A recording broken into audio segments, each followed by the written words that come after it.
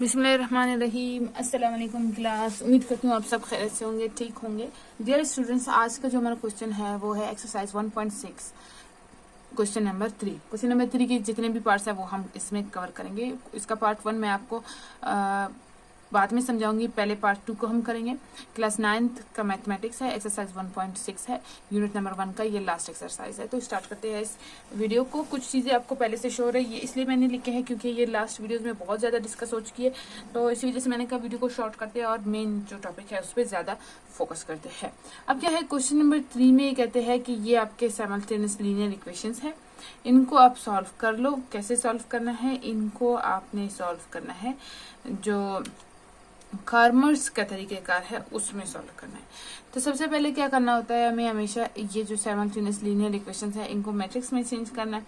फिर इनको हमने क्या करना है, ए बी और उसके एक्स का नाम देना होगा। तो X is equal to and B is equal to, ये कर लिया, ये मैंने आपके लिए कर लिया, ठीक है। ये आपको पता है कैसे करना है। क्वेश्चन नंबर 1 में मैंने सिखाया था, ये क्वेश्चन नंबर 2 में मैंने आपको सिखाया था, और अब क्वेश्चन नंबर 3 में आपने कुछ नया सीखना है। क्वेश्चन नंबर 2 में हम इन्वर्जन मेथड यूज करते थे, लेकिन अब इसमें कार्मर्स मेथड यूज करना है। कार्मर्स मेथड में सबसे पहले आपने क्या करना होता है, ए का डिटर्मिनेंट फाइंड आउट करना होता है। तो ए का डिटर्मिनेंट मैंने फाइंड आउट कर लिया। अब दूसरा इसमें तरीकेकार ये है कि आपने A1 मालूम करना है, डिटर्मिनेंट ऑफ A1। A1 क्या होगा कि आपने ए में जो पहला कॉलम है उसमें आपने बी को लिखना है और दूसरे कॉलम में वही लिखना है जो ए के अपने नंबर्स है, और फिर इसका डिटर्मिनेंट फाइंड आउट करना है। अब देखो क्या करना है, पहले कॉलम में बी को पुट करना है, पहले कॉलम में बी को पुट करना है। तो ये मैट्रिक्स आप बनाना है, इसको आपने ए का नाम दे देना है, A1 का। अब 13 multiply by 10 minus 18 multiply by 5। सो जब हम 13 को मल्टीप्लाई करते हैं 10 से तो हमारे पास 130 हो जाएगा, सिंपल सी बात है। और 18 को मल्टीप्लाई करेंगे हम 5 से तो हमारे पास 90 आ जाएगा, ठीक है। 130 माइनस 19 कितना आपके पास बचेगा, 40, which is not equal to 0। Okay, अब A2 मालूम करना है, डिटर्मिनेंट ऑफ A2 मालूम करना है। A2 आप कैसे करोगे कि जो A है इसका पहला कॉलम तो ऐसे ही छोड़ दोगे आप, दूसरे कॉलम में B को लिखो, B के एलिमेंट्स को लिखो। ये हमारे पास कार्मर्स का तरीकेकार है। अब 4 multiply by 18 minus 8 multiply by 13, और इसका आपने सोल्यूशन मालूम करना है। 18 मल्टीप्लाई बाय 4 आपके पास कितना बन जाएगा, 72। अच्छा, ये माइनस इस माइनस से मल्टीप्लाई होगा, ये प्लस हो जाएंगे। 13 मल्टीप्लाई बाय 8 आपके पास कितना बन जाएगा, 104। सिंपल से कैलकुलेशन है, इसी वजह से मैं डायरेक्ट आंसर लिख रही हूँ, ठीक है। और इनको आप आपस में प्लस कर दोगे, 104 plus 72 is equal to 176, which is also not equal to 0। ये हमने मालूम कर लिया, A1, A2 और A का डिटर्मिनेंट। अब ये सब हम इसलिए फाइंड आउट करते हैं कार्मर्स के रूल के हिसाब से, x is equal to a determinant of A1 upon determinant of A। तो डिटर्मिनेंट ऑफ A1 का आंसर हमारे पास 40 अपॉन डिटर्मिनेंट ऑफ A क्या है, 80, विच इज इक्वल टू 1/2। बस ये आपका x का वैल्यू हो गया। और अब y का value, a determinant of A2 upon determinant of A, which is A क्या है 80, A2 क्या है 176। अब इसको हम कैसे करेंगे, ये दोनों 2 के टेबल से सॉल्व हो जाएंगे। 2 4 आर 8, 0 का 0, 2 8 आर 16, 1 रह जाएगा, यहाँ पे आ जाएगा 2 8 आर 16। अगेन 2 से सॉल्वेबल है, इसको लिख लेते हैं यहाँ पे, ठीक है। Okay, 2 4 or 8, 2 4 or 8, 2 2 or 4, then 2 2 or 4, 2 2 or 4, 2 again ये मजीद सॉल्व हो सकते हैं। 2 1 2 2 1 2 2 5 10। आपका आंसर क्या आएगा 11/5।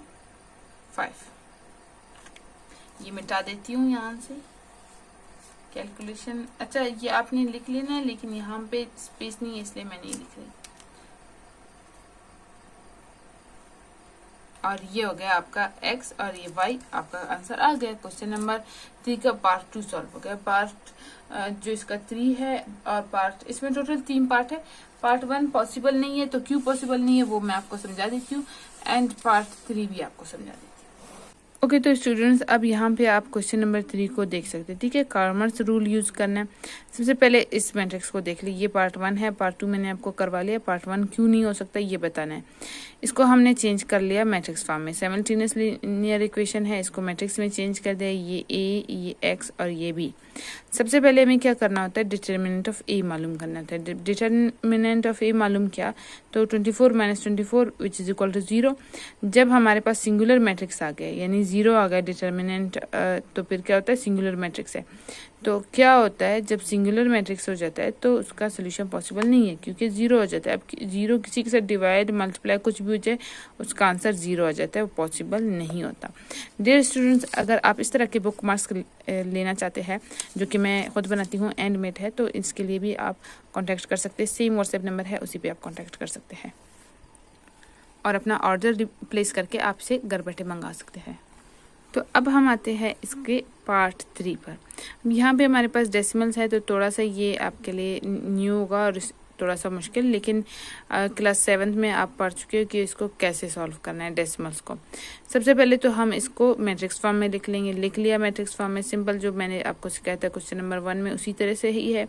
फिर आपने क्या करना है, ये जो ए, इसको एक्स और इसको बी का नाम देना है। अब हमें डिटर्मिनेंट ऑफ ए मालूम करना है। ओके तो डिटर्मिनेंट ऑफ ए मालूम करना है 0.6 multiply by -0.6 and 0.8 multiply by 0.8। अब 0.6 मल्टीप्लाई बाय 0.6 का आंसर ये आ जाएगा एंड 0.8 मल्टीप्लाई बाय 0.8 का आंसर आपके पास ये आ जाएगा। यहाँ पे आप देख सकते हो ये है।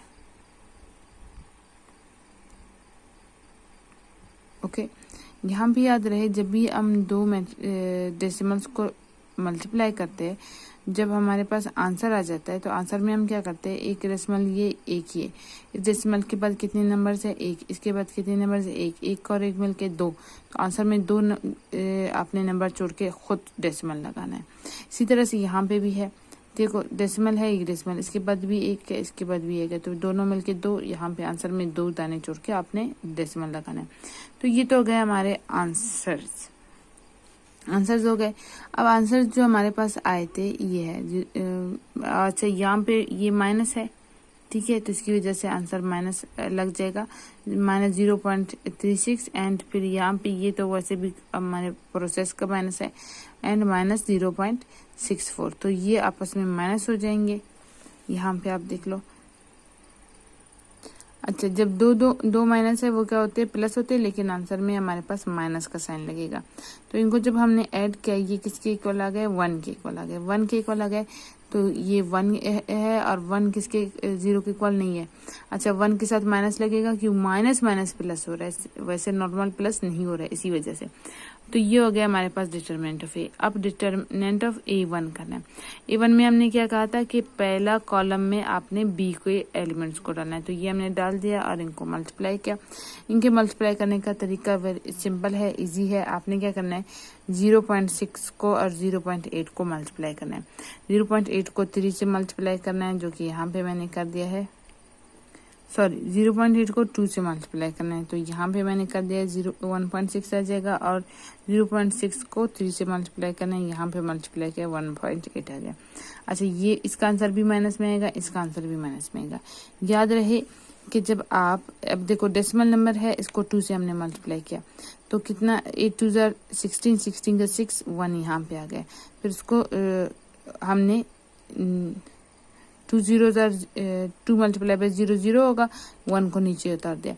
अब क्या होता है कि अब यहाँ पे डेसिमल कैसे लगाना है आप सोच रहे होंगे। मैंने आपको क्या कहा था कि डेसिमल के बाद नंबर्स काउंट करने, तो डेसिमल के बाद एक नंबर है, नीचे वाले नंबर में कोई डेसिमल नहीं, तो इसके नंबर्स काउंट नहीं होंगे, सिर्फ वही काउंट होगा जो डेसिमल के बाद है। एक है तो आंसर में भी आप एक नंबर के बाद यानी एक नंबर छोड़ के यहाँ पे अपना लगाएंगे ए डेसिमल। और जब इसे 6 को मल्टीप्लाई करेंगे 0.6 को 3 से, तब भी हम यही चीज़ करेंगे कि जब हमारा आंसर आ जाएगा तो आंसर में एक नंबर छोड़ के हमने डेसिमल लगाना है। जैसे कि यहाँ पे डेसिमल के बाद एक नंबर है। अगर 2 डेसिमल्स होते हैं तो फिर हम क्या करते हैं, दोनों डेसिमल्स के बाद के नंबर काउंट करेंगे। अगर सिर्फ एक डेसिमल नंबर है तो इसके बाद जो डेसिमल के बाद नंबर है उनको काउंट करेंगे। तो यहाँ पे दोनों में एक एक है तो एक एक छोड़ देंगे और यहाँ पे आ गए। अब ये 1.8 एंड माइनस 1.6 है, तो यहाँ पे मैंने इनको भी ऐड कर लिया, माइनस माइनस प्लस हो जाएंगे तो ये 3.4 हो जाएंगे। 3.4 इज नॉट इक्वल 0 और आंसर में माइनस लगेगा क्योंकि दोनों माइनस है, प्लस हो जाएंगे लेकिन आंसर में माइनस लग जाएगा। अब ये है डिटर्मिनेंट ऑफ 2, सेम वही तरीके कार है। तो ये 0.6 को हमने मल्टीप्लाई किया 2 से एंड 0.8 को मल्टीप्लाई किया 3 से। यहाँ पे दिखा देती हूँ आपको फिर भी, ये 0.6 multiply by 2 and 0.8 multiply by 3, ये इनके आंसर है। कर लिया, ये इनके आंसर्स को हमने ऐड करना है। यहाँ पे पॉजिटिव है, यहाँ पे नेगेटिव है, तो ये क्या कर जाएंगे, माइनस हो जाएंगे। माइनस हो जाएंगे तो यहाँ पे मैंने आपके लिए कर लिया है माइनस 1.2 का। क्यों? क्योंकि जो माइनस का साइन है वो बड़े नंबर के साथ है, 2.4 के साथ है, इसी वजह से हमारे आंसर में भी माइनस 1.2 आ जाएगा, which is not equal to 0। अब कॉमर्स के रूल को अप्लाई करेंगे, a1 upon determinant of a, तो डिटर्मिनेंट ऑफ a -1 है और a1 क्या है, -3.4 है, तो -3 अपॉन 4 अपॉन 1, तो ये माइनस इस माइनस को कट कर देगा, बाकी इस एक से कोई फर्क नहीं पड़ता, तो 3.4। फिर a2 अपॉन -1, तो a2 अपॉन -1, ये देखो determinant of a and determinant of a2, तो ये माइनस इस माइनस को कट कर देगा, बाकी इस 1 से फर्क नहीं पड़ता, 1.2 होगा। तो इस तरह से ये हमारा जो क्वेश्चन है ये कम्प्लीटली सॉल्व हो गया। उम्मीद करती हूँ आपको ये वीडियो पसंद आई होगी। इंशाल्लाह बहुत जल्द क्वेश्चन नंबर 4 का जो आंसर है वो उसकी वीडियो में आपसे मुलाकात होगी। तब तक के लिए अपना बहुत ज़्यादा ख्याल रखिए, वीडियो को लाइक एंड शेयर करें एंड प्लीज़ चैनल पर न्यू हो तो सब्सक्राइब करें। यूट्यूब मुझे बार बार कहता है कि मिस आपके जो फॉलोअर्स है और स्टूडेंट्स है वो आपको वीडियो तो देखते हैं लेकिन ना लाइक करते हैं ना ही सब्सक्राइब करते हैं, तो kindly like and subscribe. Take care, अल्लाह हाफिज़।